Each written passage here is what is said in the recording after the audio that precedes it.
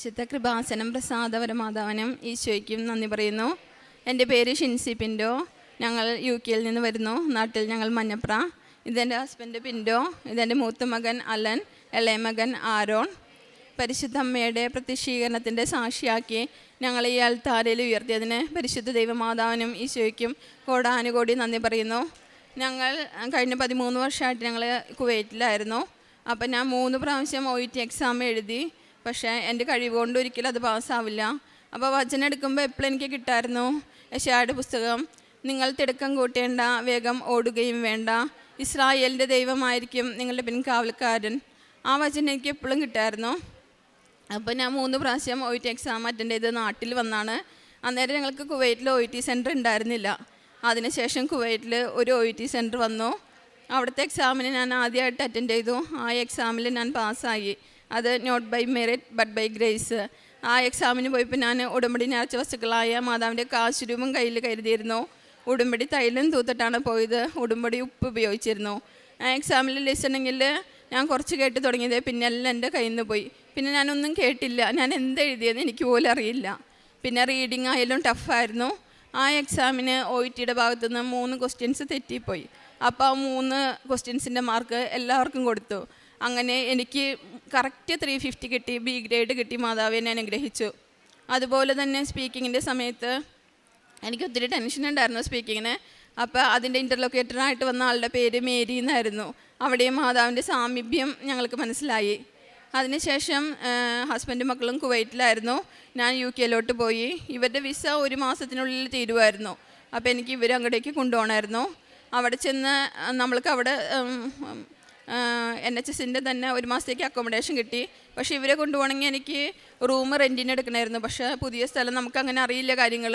പക്ഷേ ആ 1 മാസത്തിനുള്ളിൽ സമയ ചുരുക്കത്തിൻ്റെ അമ്മ ഞങ്ങൾക്ക് ഒരു ഫ്ലാറ്റ് നൽകി അനുഗ്രഹിച്ചു. അപ്പോൾ മാതാവിൻ്റെ ഒരു സാന്നിധ്യം, ഞാൻ അവിടെ ഒരു പ്രസൻസ് ചോദിച്ചായിരുന്നു. എനിക്ക് കിട്ടിയ ഫ്ലാറ്റ് നമ്പർ 13 ആണ്. മെയ് 13 തൊട്ട് ഒക്ടോബർ 13 വരെയാണ് മാതാവ് ഫാത്തിമയിൽ പ്രത്യക്ഷപ്പെട്ടത്. അത് മാതാവിൻ്റെ ഒരു പ്രസൻസായിട്ട് ഞാൻ കരുതണു. അതുപോലെ തന്നെ കറക്റ്റ് 1 മാസത്തിനുള്ളിൽ ഇവർ അവിടേക്ക് കൊണ്ടുപോകാനായിട്ട് എനിക്ക് സാധിച്ചു. അതിന് ശേഷം എൻ്റെ OSCE എക്സാം ആയിരുന്നു. ഇവർ വന്ന ദിവസങ്ങൾക്കുള്ളിലായിരുന്നു. കറക്റ്റ് ഈ റൂം റെൻറ്റിന് കിട്ടണമെങ്കിൽ വ്യൂവിങ്ങിനൊക്കെ പോകണമായിരുന്നു നമുക്കവിടെ. അപ്പോൾ എൻ്റെ OSCEയുടെ എക്സാമിന് മര്യാദയ്ക്ക് എനിക്ക് അതിൻ്റെ ക്ലാസ്സുകളൊക്കെ അറ്റൻഡ് ചെയ്യാൻ പറ്റില്ല. OSCE എക്സാമിന് പോയപ്പോഴത്തേക്കും ഞാൻ എൻ്റെ ഉടമ്പടി കാശുരൂപം കയ്യിൽ കരുതിയിരുന്നു. നേർച്ച വസ്തുക്കളായ ഉപ്പും തൈലം എൻ്റെ കയ്യിലുണ്ടായിരുന്നു. OSCE എക്സാമിന് എനിക്ക് അതിനുള്ള കഴിവോ പ്രാപ്തിയില്ല എന്ന് എനിക്ക് നല്ല ഉറപ്പായിരുന്നു. എൻ്റെ നിന്ന് പല മിസ്റ്റേക്കുകൾ പറ്റി. പക്ഷെ ഞാൻ അമ്മോട് പറഞ്ഞു, അമ്മേ ഇനി ഒരു എക്സാം അറ്റൻഡ് ചെയ്യാനുള്ളൊരു പ്രാപ്തി എനിക്കില്ല, അമ്മേനെ സഹായിക്കണമെന്ന്. ഞങ്ങളുടെ ബാച്ചിൽ 23 പേരാണ് OSCE എക്സാം അറ്റൻഡ് ചെയ്തത്. അതിനകത്ത് 7 പേരാണ് ഫസ്റ്റ് അറ്റംപ്റ്റിൽ പാസ്സായത്. അതിനകത്ത് ഒരാളായിട്ട് മാതാവ് എന്നെ ഉയർത്തി. Not by merit but by grace. അത് മാതാവിൻ്റെ ഒരു കൃപ കൊണ്ട് മാത്രം മാതാവ് നേടി തന്നതാണ് ഈശോയിൽ നിന്ന് എനിക്ക്. അതിന് മാതാവിനും ഈശോയ്ക്കും കോടാനുകോടി നന്ദി പറയുന്നു. അതിനുശേഷം ഹസ്ബൻഡിൻ്റെ ലൈസൻസ് കഴിഞ്ഞ 13 വർഷമായിട്ട് കുവൈറ്റിൽ ഞങ്ങൾ വണ്ടി ഓടിക്കേണ്ടായിരുന്നില്ല. അപ്പോൾ ഹസ്ബൻഡിന് വണ്ടി ഓടിക്കാനുള്ള പോരായ്മകളൊക്കെ ഉണ്ടായിരുന്നു. പിന്നെ ലാംഗ്വേജ് ഒരു പ്രശ്നമായിരുന്നു. 2 പ്രാവശ്യം ഹസ്ബൻഡ് അറ്റൻഡ് ചെയ്തു, കിട്ടിയില്ല. 3ാമത്തെ പ്രാവശ്യം അമ്മയോട് പ്രത്യേകമായിട്ട് പ്രാർത്ഥിച്ചു, അമ്മയെ ഞങ്ങളെ സഹായിക്കണേ ഈശോയോട് പറഞ്ഞ്. അങ്ങനെ ഹസ്ബൻഡ് എക്സാമിന് പോയപ്പോൾ ഒരു ലേഡിയാണ് എക്സാമിനറായിട്ട് വന്നത്. ആ പ്രാവശ്യം ഹസ്ബൻഡിന് എക്സാം പാസ്സായി. അതിൻ്റെ റിസൾട്ട് ഇമെയിലിൽ വന്നത് ഏകദേശം 2:27 ഉച്ച കഴിഞ്ഞുള്ള സമയമാണ്. അതും മാതാവിൻ്റെ ഒരു പ്രസൻസ് ഞങ്ങൾക്ക് അതിൽ ഫീൽ ചെയ്തു. അതിനും പരിശുദ്ധ അമ്മയ്ക്കും ഈശോയ്ക്കും കോടാനുകോടി നന്ദി പറയുന്നു. അതുപോലെ നേർച്ച വസ്തുക്കളുടെ ഉപയോഗത്തിലൂടെ പലവിധ രോഗസൗഖ്യങ്ങൾ ഞങ്ങൾക്ക് കിട്ടിയിട്ടുണ്ട്. സമയ ചുരുക്കത്തിലെല്ലാം ഇവിടെ പറയാൻ പറ്റില്ല. എന്നാലും എൻ്റെ ഇളയ മോന് ആരോണിന് അവൻ്റെ പുറകിലായിട്ട് ഒരു ചെറിയ കുരു പോലെ ഉണ്ടായിരുന്നു. അത് 7-8 മാസമായിട്ട് ചെറിയ കുരുവായിരുന്നു. ഇടയ്ക്ക് അത് വലുതായി വന്നു. പിന്നെ അത് വലിയൊരു ബ്ലിസ്റ്റർ പോലെ വന്നു. അപ്പോൾ അത് നോക്കിയപ്പോൾ ഇച്ചിരി പ്രശ്നമാണെന്നെങ്കിൽ തോന്നി. അതിന് സ്കിൻ ബയോപ്സി ഒക്കെ എടുക്കേണ്ടി വരും. ഞാൻ മാതാവിനോട് പ്രാർത്ഥിച്ചു. ഹസ്ബൻഡിനോട് ഞാൻ ആദ്യം പറഞ്ഞില്ല. ഞാൻ അതിൻ്റെ ഫോട്ടോയൊക്കെ എടുത്ത് വെച്ചു. ഞാൻ പിന്നെ ഉടമ്പടി നേർച്ച വസ്തുവായ തൈലം തൊട്ട് വിശ്വാസ പ്രമാണം ചൊല്ലി പ്രാർത്ഥിച്ചു. ഒരു 6-7 ദിവസം കഴിഞ്ഞപ്പോൾ ആ കുരു ചെറുതായി ഇപ്പം അതിൻ്റെ ഒരു ചെറിയൊരു കറുത്ത മാർക്ക് മാത്രമേ ഉള്ളൂ. ആ കുരു പൂർണ്ണമായിട്ട് സൗഖ്യപ്പെട്ടു. ഈശോയ്ക്കും മാതാവിനും കോടാനുകോടി നന്ദി പറയുന്നു. അതുപോലെ എൻ്റെ മൂത്ത മോൻ അലൻ, അവൻ്റെ വയറിന് താഴെയായിട്ട് ചെറിയൊരു മുഴ പോലെ ചെറുതായിട്ട് വന്നു. അപ്പോൾ അവൻ എന്നോട് പറഞ്ഞു, അമ്മ എനിക്ക് പേടിയാവണം, ഇതന്നെ അമ്മയെ ഇതെന്ന് ചോദിച്ചു. അപ്പം നോക്കി കൊച്ചിന് ചെറിയ പെയിൻ ഉണ്ട്. ഇതുപോലെ തന്നെ ഞാൻ ഉടമ്പടി നേർച്ച വസ്തുവായ വിശുദ്ധ തൈലം വിശ്വാസ പ്രമാണം ചെല്ലി പ്രാർത്ഥിച്ചിട്ട് പറഞ്ഞു, ഇത് പോയിക്കോളും, മാറിക്കോളും, നീ ടെൻഷൻ ആവണ്ടെന്ന് പറഞ്ഞു. കുറച്ച് ദിവസം ഞാൻ കണ്ടിന്യൂസ് ആയിട്ട് അങ്ങനെ ചെയ്തു. അവൻ്റെ ആ മുഴ അങ്ങ് ചുരുങ്ങി ഇല്ലാണ്ടായി മാറി. ആ രോഗസൗഖ്യത്തിനും പ്രത്യേകമായിട്ട് നന്ദി പറയുന്നു. കാരുണ്യ പ്രവൃത്തിയായിട്ട് ഞാൻ ചെയ്യണത് പാവപ്പെട്ടവരെ പറ്റണ പോലെ സഹായിക്കാറുണ്ട്. ഞാൻ ഒരു നേഴ്സായിട്ട് ജോലി ചെയ്യണത്. അപ്പോൾ ഞാൻ വർക്ക് ചെയ്യണത് ചെറിയാട്ടിക് വാർഡാണ്. ഡിമെൻഷ്യ, ആൽഷിമേഴ്സൊക്കെ ബാധിച്ച പേഷ്യൻ്റ്, കൺഫ്യൂസ്ഡ് പേഷ്യൻ്റ് ആയിരിക്കും ഓൾമോസ്റ്റ്. പക്ഷെ ഞാൻ എപ്പോഴും ചിരിച്ചുകൊണ്ട് എൻ്റെ രോഗികളെ ഞാൻ പരിചരിക്കാറുണ്ട്. ഞാൻ എൻ്റെ രോഗികളിൽ എൻ്റെ ഈശോനെ കാണാറുണ്ട്. എൻ്റെ രോഗികളുടെ കണ്ണിൽ നോക്കുമ്പോൾ ഞാൻ എൻ്റെ ഈശോനെ കണ്ടിട്ട് ഈശോയ്ക്ക് വേണ്ടി ഞാൻ എന്ത് ചെയ്യാൻ പറ്റുമോ അതിൻ്റെ മാക്സിമം ഞാൻ എൻ്റെ രോഗികളിൽ ചെയ്യാറുണ്ട്. എപ്പോഴും ചിരിച്ചുകൊണ്ട് നടക്കുന്നുണ്ട്. അപ്പോൾ ഒരു പേഷ്യൻ്റ് എന്നോട് ചോദിച്ചു, നീ എന്താ എപ്പോഴും ഇങ്ങനെ ചിരിച്ചിട്ട് കിടക്കണം തിരക്ക് വരുമ്പോഴും? അപ്പോൾ ഞാൻ പറഞ്ഞു, ഞാനൊരു കാത്തലിക്കാണ്, ഞാൻ എൻ്റെ ഈശോയിനെയാണ് ഈ പേഷ്യൻസിൽ കാണുന്നത്. അപ്പോൾ ആ പേഷ്യൻ്റ് ഒരു ഏകദേശം 80 വയസ്സുണ്ട്, 78. പേഷ്യൻ്റ് നോൺ ക്രിസ്ത്യൻ ആയിരുന്നു. എന്നോട് ചോദിച്ചു, ഞാനും ഒരു കാത്തലിക് ആയിക്കഴിഞ്ഞാൽ എനിക്കിതുപോലെ ഈശോയിനെ മറ്റുള്ളവരിൽ കാണാനായിട്ട് സാധിക്കുമെന്ന് ചോദിച്ചു. അതെനിക്ക് വലിയ ഒരു സന്തോഷമായി. ഞാൻ ദൈവനാമത്തിന് മഹത്വം പറയുന്നു. അതുപോലെ തന്നെ പറ്റണ പോലെ പരിശുദ്ധ കുർബാനയിൽ അപ്പം ഞാൻ എപ്പോഴും പ്രാർത്ഥിക്കും, അമ്മേ മാതാവേ, ഈ അനുഗ്രഹത്തേക്കാൾ ഉപരി അഭിഷേകത്തിനായിട്ട് ഞങ്ങൾ ഒരുക്കണേ. നമ്മുടെ ജോസഫ് അച്ഛൻ എപ്പോഴും പറയും, ബഹുമാനപ്പെട്ട ജോസഫ് അച്ഛൻ, അനുഗ്രഹങ്ങൾ നമുക്ക് വന്നും പോയിരിക്കും, പക്ഷെ നമ്മൾ അഭിഷേകത്തിന് വേണ്ടിയാണ് പ്രാർത്ഥിക്കേണ്ടത്. അപ്പോൾ പരിശുദ്ധ കുർബാന ആവുന്നത്ര കുർബാനയെ അനുഭവിക്കാനുള്ളൊരു കൃപ ദൈവം തന്നു. എനിക്ക് പറ്റുന്ന സമയങ്ങളിൽ ഓഫ് കിട്ടുമ്പോഴൊക്കെ കുർബാനയുള്ള പള്ളികളെ തേടി ചിലപ്പോൾ നടന്നിട്ടായിരിക്കും പോണത്. എന്നാലും കുർബാനയിൽ ഈശോയെ ആരാധിക്കാനുള്ള, ഈശോയ്ക്ക് ഏറ്റവും സന്തോഷമുള്ളത് നമ്മൾ കുർബാനയിൽ ഈശോയുടെ അടുത്ത് അണയണതാണ് ഈശോയ്ക്ക് ഏറ്റവും സന്തോഷം. അതുപോലെ തന്നെ ഞാൻ വർക്ക് ചെയ്യുന്ന ഹോസ്പിറ്റലിൽ മേളത്തെ ഫ്ലോറിൽ ചാപ്പലുണ്ട്. അവിടെ ദിവ്യകാരുണ്യ ഈശോ ഉണ്ട്. പരസ്യമായിട്ടല്ല, എന്നാലും ഈശോ ദിവ്യകാരുണ്യ സക്രാരിലുണ്ട്. അപ്പം ഞാൻ ഡ്യൂട്ടിക്ക് പോകുമ്പോൾ മാക്സിമം ഈശോയുടെ അടുത്ത് ഓടിച്ചെല്ലും. ഒന്ന് ഈശോയുടെ അടുത്ത്, ഈശോയ്ക്ക് നന്ദി പറഞ്ഞ് ഈശോയുടെ അടുത്തായിരിക്കും. പിന്നെ അങ്ങനെ ചെല്ലാൻ തുടങ്ങിയപ്പോൾ എൻ്റെ ഉള്ളിലേക്ക് തന്നെ ഒരു പ്രാർത്ഥന വന്നു, ലോകമെമ്പാടുമുള്ള സക്രാരികളിൽ ഏകാന്തനായി വസിക്കുന്ന ദിവ്യകാരുണ്യ ഈശോയെ, ലോകമെമ്പാടുമുള്ള പാപികൾ അങ്ങയുടെ ദിവ്യകാരുണ്യത്തിനെതിരായി ചെയ്യുന്ന എല്ലാ നിന്ദാപമാനങ്ങൾക്കും പരിഹാരം ചെയ്തുകൊണ്ട് ദിവ്യകാരുണ്യത്തിൻ്റെ അമ്മയായ പരിശുദ്ധ അമ്മയോട് ചേർന്ന് ദിവ്യകാരുണ്യ ഈശോയെ ഞാനിങ്ങനെ സ്നേഹിക്കുന്നു, ആരാധിക്കുന്നു, സ്തുതിക്കുന്നു, നന്ദി പറയുന്നു. ഈ ഒരു പ്രാർത്ഥന എൻ്റെ ഉള്ളിൽ വരാൻ തുടങ്ങി. ഞാനിപ്പോൾ ദിവ്യകാരുണ്യത്തിൻ്റെ മുൻപിൽ പോയിരുന്ന് ഇത് പ്രാർത്ഥിക്കാൻ തുടങ്ങി. പിന്നെ അതുപോലെ ഡ്യൂട്ടി കഴിഞ്ഞ് കഴിയുമ്പോഴും ഹസ്ബൻഡിന് നൈറ്റിന് പോകണം. എന്നിരുന്നാലും ഞാൻ ഡ്യൂട്ടി കഴിയുമ്പോൾ ഓടിച്ചെല്ലി ഈശോയുടെ അടുത്തൊന്ന്, ഈശോയുടെ അടുത്ത് ചെന്നിട്ടേ ഞാൻ വരാറുള്ളൂ. അപ്പോൾ ഹസ്ബൻഡൊക്കെ എന്തേ നീ വൈകിയെന്ന്, പക്ഷേ ഞാൻ ഈശോയുടെ അടുത്തൊന്ന് ഇരുന്നിട്ടേ വരുള്ളൂ. അപ്പോൾ ഇങ്ങനെ ചില ദിവസങ്ങളിൽ എനിക്ക് ഓടി ചെന്നൊന്ന് മുട്ടുത്തിട്ട് വരാനുള്ള നേരം ഉണ്ടാവുള്ളൂ. പക്ഷേ ഈശോ ഉള്ളിൽ പറയാൻ തുടങ്ങി, നീ ആ 1 മിനിറ്റ് വന്ന് എൻ്റെ അടുത്തിരുന്നത് നീ ഒരു ദിവസം എൻ്റെ കൂടെ ആയിരുന്നതിന് തുല്യമാണെന്ന്.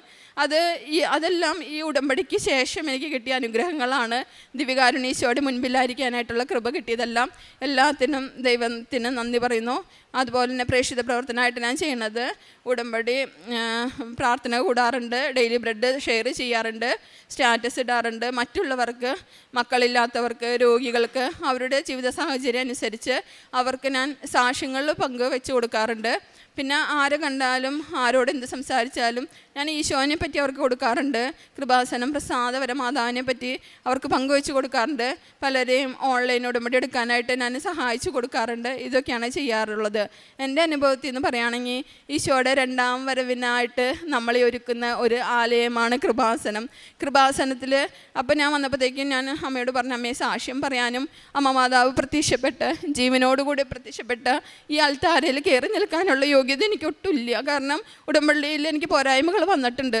അപ്പം അമ്മ ഒരു അടയാളം തരണേ. അവിടെ നിന്ന് എന്നോട് കൗൺസിലറോട് പറഞ്ഞു, സാക്ഷ്യം പറഞ്ഞോളാം, പക്ഷേ എനിക്ക് അതിനുള്ള യോഗ്യതയില്ല. അപ്പം നമ്മുടെ ഉടമ്പടി പ്രദക്ഷിണം പോയപ്പോൾ പരിശുദ്ധ അമ്മേനെ വഹിക്കാനുള്ളൊരു കൃപ അമ്മ തന്ന്, അതിനുള്ളൊരു സാക്ഷ്യം പ്രസൻസ് എനിക്ക് തന്നു. ഈശോയ്ക്കും പരിശുദ്ധ അമ്മയ്ക്കും കോടാനുകോടി നന്ദി പറഞ്ഞുകൊണ്ട് എൻ്റെ സാക്ഷ്യം ഞാൻ സമർപ്പിക്കുന്നു. സങ്കീർത്തനങ്ങൾ 16-ാം അധ്യായം 5 മുതലുള്ള വാക്യങ്ങൾ. കർത്താവാണ് എൻ്റെ ഓഹരിയും പാനപാത്രവും, എൻ്റെ ഭാഗതയും അവിടുത്തെ കരങ്ങളിലാണ്. അഭികാമ്യമായ ദാനമാണ് എനിക്ക് അളന്നു കിട്ടിയിരിക്കുന്നത്, വിശിഷ്ടമായ അവകാശം എനിക്ക് ലഭിച്ചിരിക്കുന്നു. പരിശുദ്ധ അമ്മയുടെ പ്രത്യക്ഷീകരണ സാക്ഷിയായിട്ട് ഷിൻസി പിൻഡോ മഞ്ഞപ്ര തൻ്റെ അനുഭവ സാക്ഷ്യം നമുക്ക് മുമ്പിൽ പങ്കുവെക്കുകയായിരുന്നു. പരിശുദ്ധ അമ്മയോട് ചേർന്നുകൊണ്ട് ഉടമ്പടിയിൽ ജീവിക്കുമ്പോൾ, തൻ കുവൈറ്റിൽ അയക്കുമ്പോഴും നാട്ടിൽ നിന്ന് പലതവണ OET 3 തവണ എഴുതിയെങ്കിൽ അത് പാസ്സാകാതെ കണ്ട് കടന്നു പോയൊരു അവസ്ഥയിലായിരുന്നാൽ കുവൈറ്റിൽ വെച്ച് തന്നെയാണെങ്കിലും അവിടെ വെച്ചൊരു OET എക്സാം സെൻറ്റർ വരികയും അവിടെ തനിക്ക് എക്സാം അറ്റൻഡ് ചെയ്ത് പാസ്സാകുവാനും സാധിച്ചു. അതോടൊപ്പം തന്നെയാണെങ്കിലും UK സമയച്ചുരുക്കത്തിലാണെങ്കിലും തനിക്ക് OSCE എക്സാം പാസ്സാകുവാനും അതേ തുടർന്ന് മുമ്പോട്ട് പോകുവാനുള്ള എല്ലാ ക്രമീകരണങ്ങളും പരിശുദ്ധ അമ്മയിൽ ലഭിക്കുകയുണ്ടായി. അതേ തുടർന്നാണെങ്കിലും തൻ്റെ ജീവിത പങ്കാളിക്ക് ലൈസൻസും ലാംഗ്വേജ് സംബന്ധമായ കാര്യങ്ങളുടെ ബുദ്ധിമുട്ടൊക്കെ ഉണ്ടായിരുന്നെങ്കിലും അത് പരിശുദ്ധ അമ്മയോട് ചേർന്നുകൊണ്ട് പ്രാർത്ഥിച്ചതിൻ്റെ അനുഗ്രഹഫലമായിട്ട് യാതൊരുവിധമായ ബുദ്ധിമുട്ടുകളും കൂടാതെ കണ്ട എല്ലാവിധമായ അനുഗ്രഹങ്ങളും ക്രമീകരണങ്ങളും പരിശുദ്ധ അമ്മയിലൂടെ ലഭിക്കുകയും ചെയ്തു.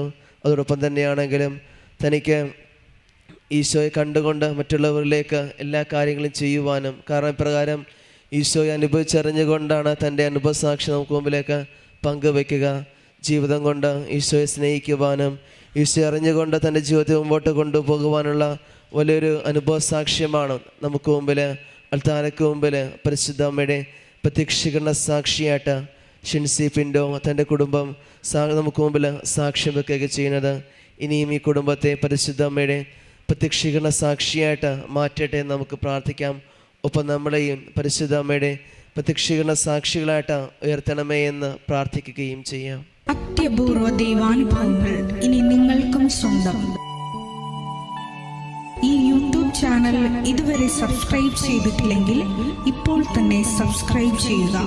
ഈ വീഡിയോ ഇപ്പോൾ തന്നെ നിങ്ങളുടെ സുഹൃത്തുക്കൾക്ക് ഷെയർ ചെയ്തുകൊണ്ട് കർത്താവിൻ്റെ പ്രേക്ഷിതരാകുക.